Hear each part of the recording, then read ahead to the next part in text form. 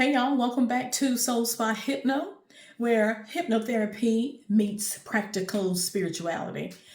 I am Pia, the Soul Mentor, and in this particular video, I want to shed a little bit of light on it happened in a past life, okay? So I know that, and before I get started, hit that notification bell. Give the video a thumbs up, y'all. This is my long form channel. Y'all know that I do have a channel, Soul Spa Hypno Shorts, where I post my short videos that are like 3 minutes and under. And I wanted to start this long form channel so that I could really get my message out, in a timely fashion, and I don't have to be rushing and things like that. And so it's brand new and it could use some help. So if you haven't subscribed to the channel, please go ahead and subscribe to help the algorithm realize that, we got a new channel here and that it can push out, the videos. Give it a thumbs up, hit the notification bell so that when I do post a video, you'll be notified. So let's get started. Daughters, my darling daughters. And when I'm speaking to myself too, okay? Because I've been there. I only speak from lived experience. I speak from the lens of my clients and things that happen to me, either directly or indirectly. I talk about what I know, not what I heard, but what I know. So let me just say this. There are so many of us, so many daughters out there, so many women who have been trying for years to heal the relationship with them and their mothers. Ever since you were a little girl, you sensed it. You knew something just wasn't right because you were not receiving from your mother what you needed, at that time. And a lot of you are grown now. A lot of you are good and grown, and you are still not receiving what you needed from your mothers. Some of your mothers have already transitioned, but the imprint of the relationship that you had with your mother, it's still there. It's still there. And I understand that. But for those of you whose mother is still here, and you are still jumping through hoops, you're still doing what you know to do to try to heal that relationship. You have done the journaling. You have put up the boundaries. Some of you have even gone no contact because it had just gotten to that point. And you're trying desperately to protect your energy. And you should. You should do that. Some of you have tried so many times to have that conversation with her, to let her know how you feel, because you are the one that's on the receiving end of her projections. It's you. And I don't care what nobody says. When things come from our mothers, words come from our mothers, actions come from our mothers, it hits differently. Somebody else can say the same thing that your mama said to you, and it wouldn't mean nothing to you, but let your mama say it. That puts you and your nervous system on an entirely new trajectory, right? And yet and still, after all of the work that you have been doing for as long as you have been doing it, you still got that sensation in your gut. Your nervous system is still on alert. It still is. And you're like, I don't even know what else to do. And like I said earlier, some of you have actually gone no contact because it's just too much. And you can't figure out, how can the woman that gave life to me. What is her problem? Why does she hate me so? She doesn't treat anybody else like she treats me. But it's like when she looks at me, you can see it in her eyes. And if you are aware, awakened, you're on your spiritual journey, that just adds another iron to the fire. I know. Oh, I know. We're going to talk about that in another video too. I know. So let me just say this. If you have gotten to your wit's end and things are still the same,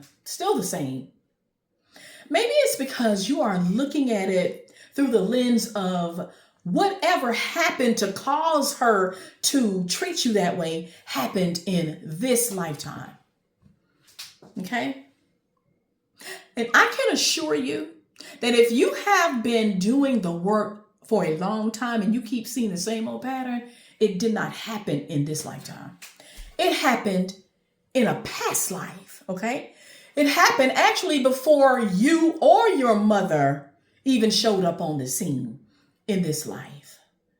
Yeah, it happened back there. And that is why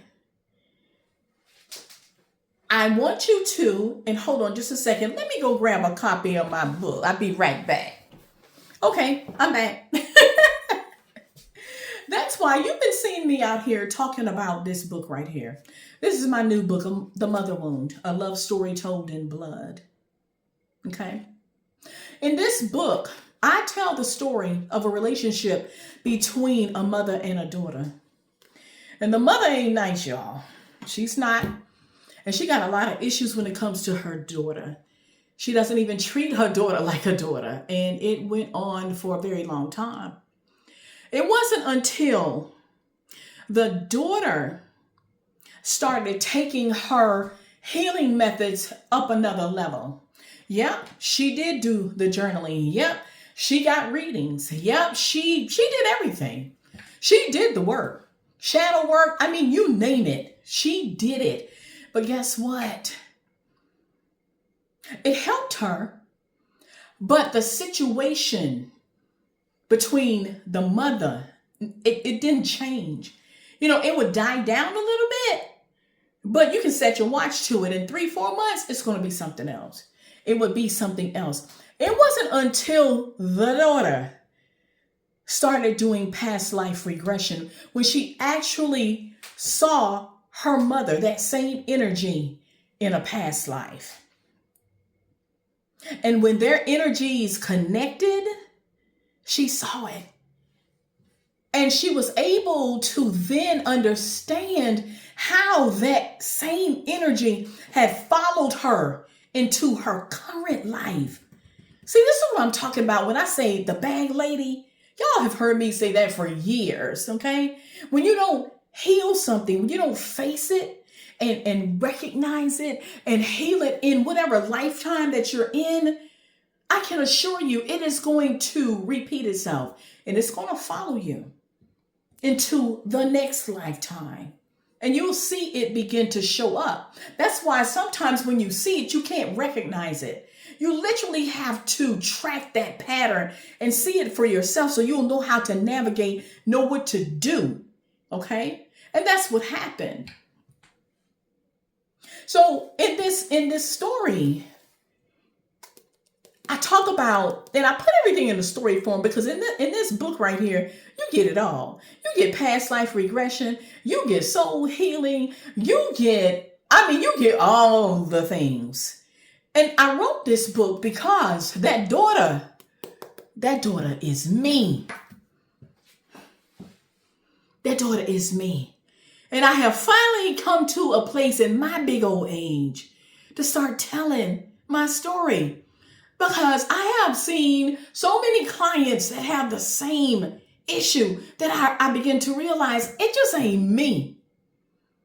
It's just not me. And then the more work I begin to do and using the spiritual tool of past life regression, I begin to really, really remember who I am. Oh, yeah.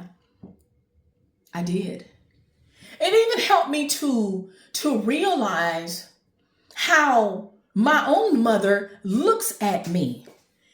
Why she doesn't even see me as a daughter, even especially now.